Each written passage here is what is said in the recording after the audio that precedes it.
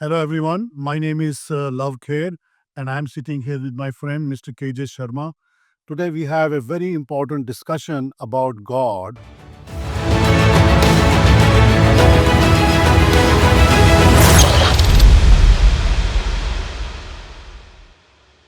Let's just jump into the topic. It's a very interesting topic, Sharmaji.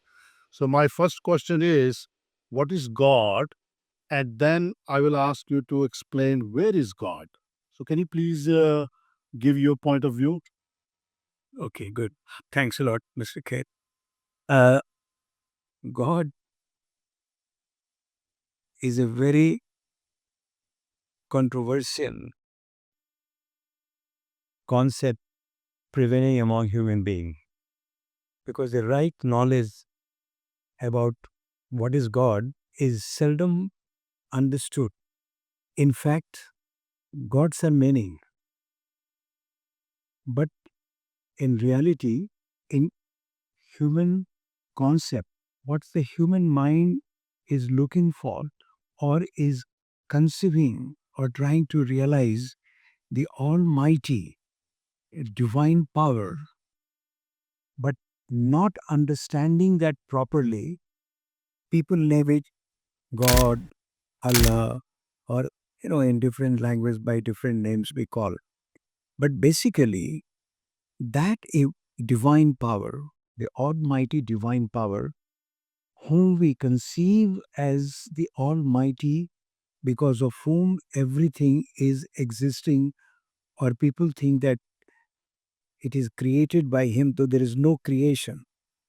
There is only a manifestation of the same divine almighty entity which has manifested itself into the entire universe. Whatever we see with our physical eye, whatever we see is nothing but the manifestation of the same divine almighty entity. Is that concept accepted by every religions or they have different notions? No, this is this depth of the knowledge is only found in our Vedanta.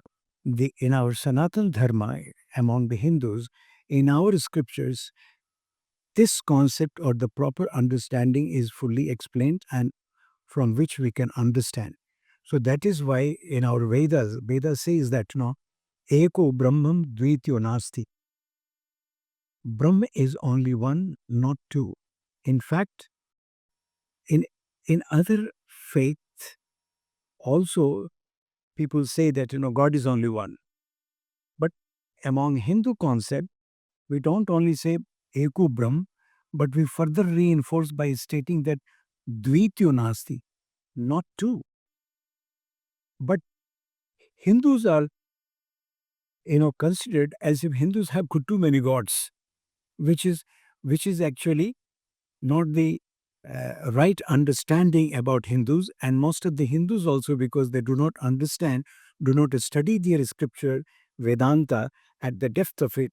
So they also don't understand that. Mhm. Looking into the different deities' forms, people think that, Hindus have too many gods. So let me explain about that. Yeah, first of all, explain the concept of God. Yes. Yes. So first of all, let me explain the concept of God. So the concept of God, as I said, the perception or conception about the almighty divine power because of which everything is dynamically happening. Like the sun is rising, the earth is moving, the universe is moving, the you know solar system is moving, all these activities are happening. There must be some force, some might, because of which this motion or the dynamic activities are taking place. So is that So that dynamic activities, the force or the force behind that is that divine almighty existence. That is what is called Brahman. Brahm. so explain because these you have said too many words. So Brahman, God, Ishvara So are the same or different? no. So now I am coming to God. So first of all, because Brahm is only one. that divine almighty power, ever existing, infinite, endless source of all energy, because of which the entire motion which is seen and perceived in the whole of universe is because of that. That is Brahm, and that is only one. That is why it says in Vedanta, it is said in Vedanta, Eko Brahman Dvityo Nasti. Now let us come to God. You see, there are three entities: Devta, Mano, and Dano. All the three entities have got the same human form. So, what happens? The human beings are in the center.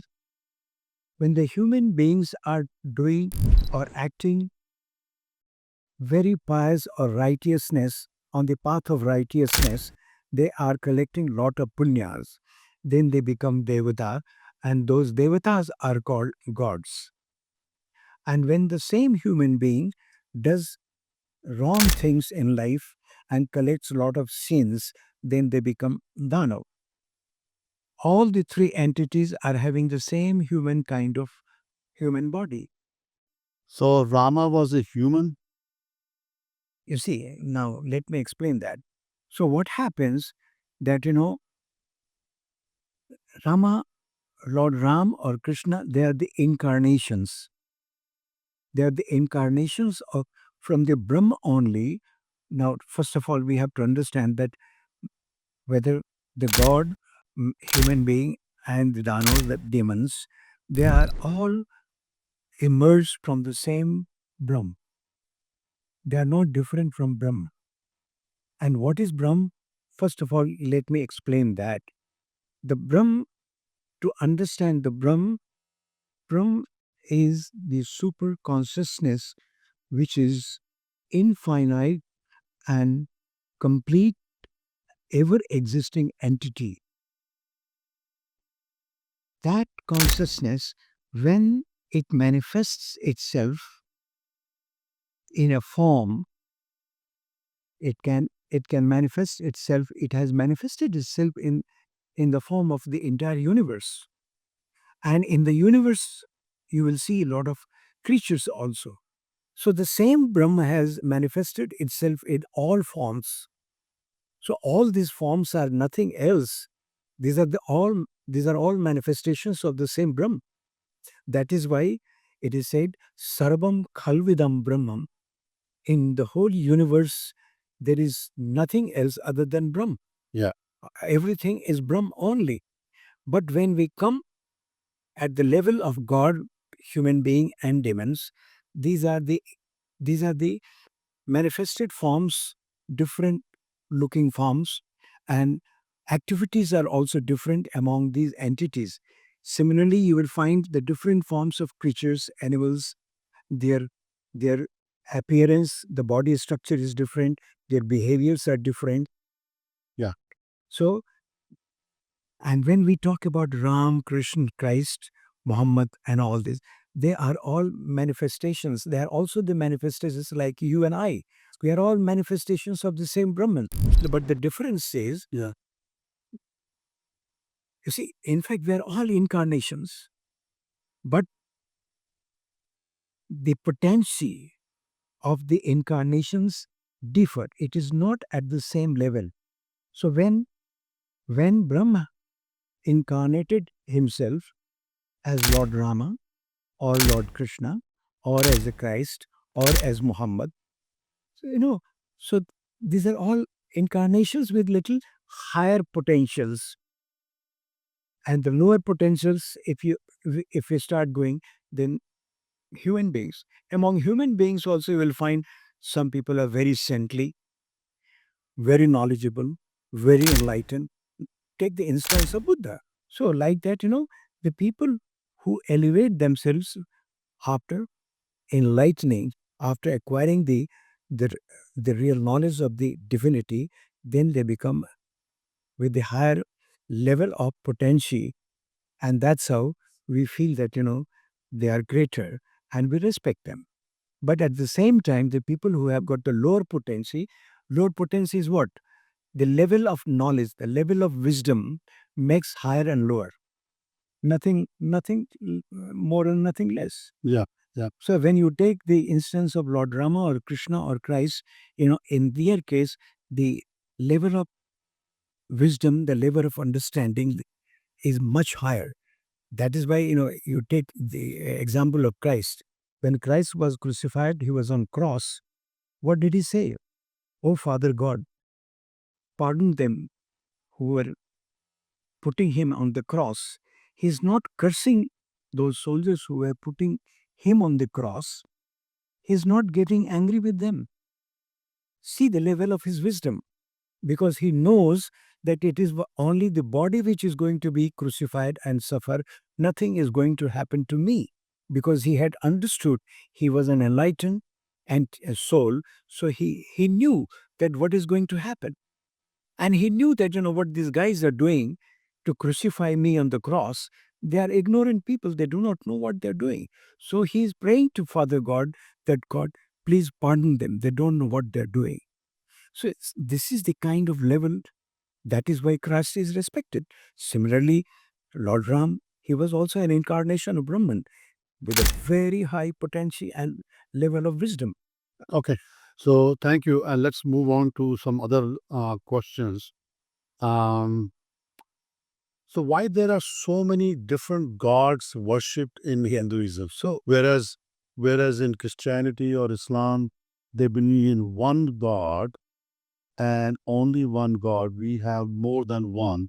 Why is it so? yeah, as I explained, that in Christianity or Judaism or in Islam, they all conceive and they all feel that there is some divine power, invisible, some divine power, because of whom everything is happening and the whole universe is in cyclic order, is dynamic.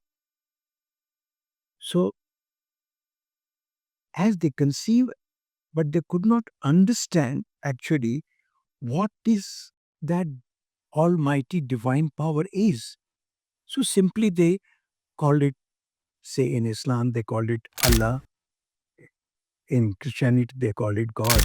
But in Hindus, we have got many deities, because there had been many incarnations of the Brahman in different forms at different times for different role to be played to address certain issues in the society, in the among human beings. And all those incarnations had been taken as gods, but they are not all different. They look different because they appear in different forms at different times, but they are all incarnation from the same Brahman.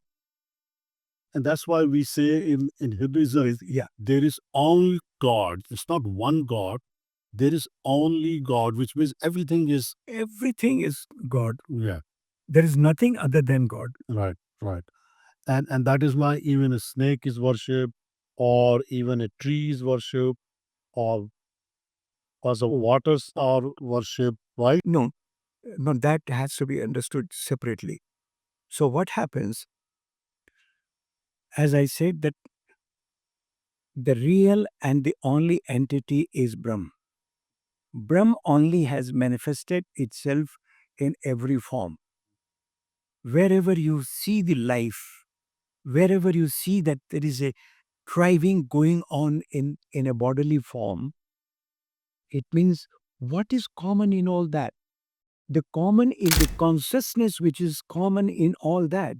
That is Chetana, that is the Chaitanya, which is common in every creature, even human being.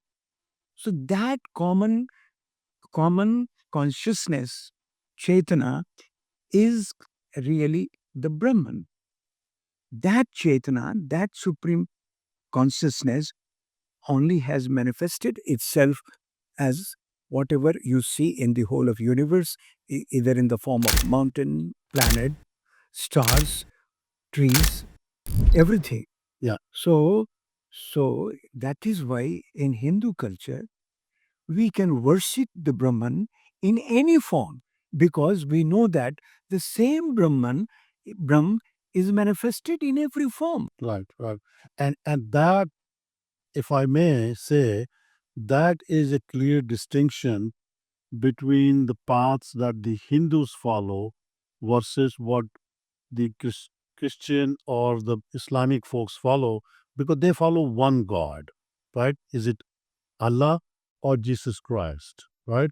They do not have the notion that, as you explained, Brahman pervades everywhere.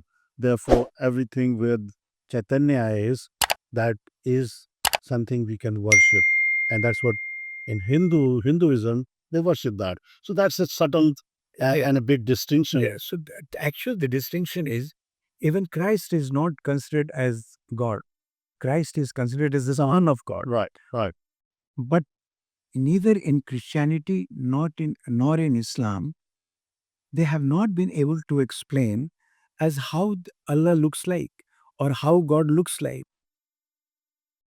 It This is only in their concept that there is God who is in heaven or he is in some salacious planet. The God is there. The depth of knowledge is not achieved, not attained in these faiths. I'm so sorry to say that because they have not been able to understand that what is that. The one who is present everywhere, even in Bible it is said God is omnipresent. When God is omnipresent, can he be absent from anywhere? And once you say that God is omnipresent, then you confine him in heaven or in some planet, in salacious planet somewhere at the top. Yeah. So there is a controversy in their concept that shows that they have not been able to reach to that level of understanding. Yeah. But in Hinduism, according to our Vedantic knowledge, this consciousness itself, which is all pervading, omnipresent, infinite, everywhere. There is nowhere where the Brahman is not there. Yeah. And everything has emerged from the same Brahman because there is no creation. Super consciousness has not created anything because even to understand that whenever there is a creation, there are two entities, the substance from which the creation has to be done, and there has to be one entity who has to create. But there is only one entity which is Brahman. So there is no creation. That same Brahman has manifested itself in the form of the entire universe, whatever we see. Yeah. So, a very quick thing we have to just follow a couple of small questions Yeah. before we run out of time. Uh, Let me ask this simple question: can I find God and see Him? Of course. How? You see, God doesn't have to be fun. If something is not there, then only you have to find. God is present, already present in every form within you, within all of us. Where to find Him? He's already found. Yeah. So maybe the better way of asking is, Yeah. how do I discover God even within myself? And if I find it, what will happen? Yeah. First of all, one has to understand this consciousness, the Chetana, the Chaitanya, because of which everything is known. That consciousness itself is what we all are. Because the same consciousness which is present in me, because of which I can interact, I can speak, I can see you, same is present within you. So the same consciousness is present even an ant and an elephant.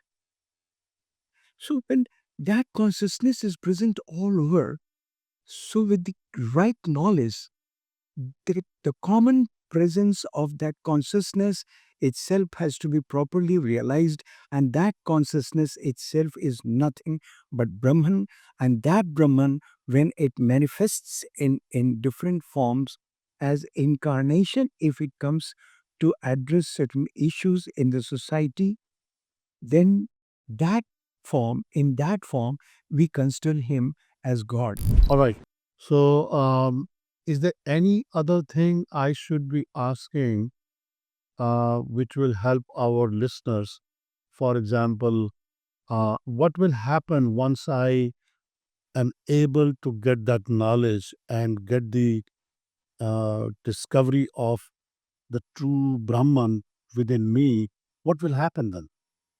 You see, once once you realize, or once we realize that this consciousness is the real entity, the cause of everything. Because if that consciousness, if if the if the body is disconnected with the consciousness, what happens? Body goes back to the five elements. It is no more reacting, no more perceiving, not in a position to see. All the organs of the body become redundant. But so that consciousness is the ever existing and the cause of everything. So when we understand that consciousness, so long my body is thriving, breathing, reacting, seeing, interacting, then in that case, we all know that, I'm nobody else, I'm the same Brahman. Yes. And when I say I'm the same Brahman, doesn't mean that I'm the body. There is a difference, because when the real Brahman, the consciousness, when it is linked with the body, or you can say jiva, the soul, which emerges from the same Brahman, from Atma, and it acquires the embodiment, then this start identifying itself with the body, so that I becomes as an ego. So, but that is not the real I. The real I is the Atma. So when from that level of the combination of body, mind, and intellect, when we go deeper into ourself and realize that the one entity, Atma, the super consciousness from which this has emerged, at that state, we find that we are nobody else. We are the same Brahman. That is why in our Vedas, when the rishis got enlightened, they said, Aham Brahmasmi, I am the Brahman.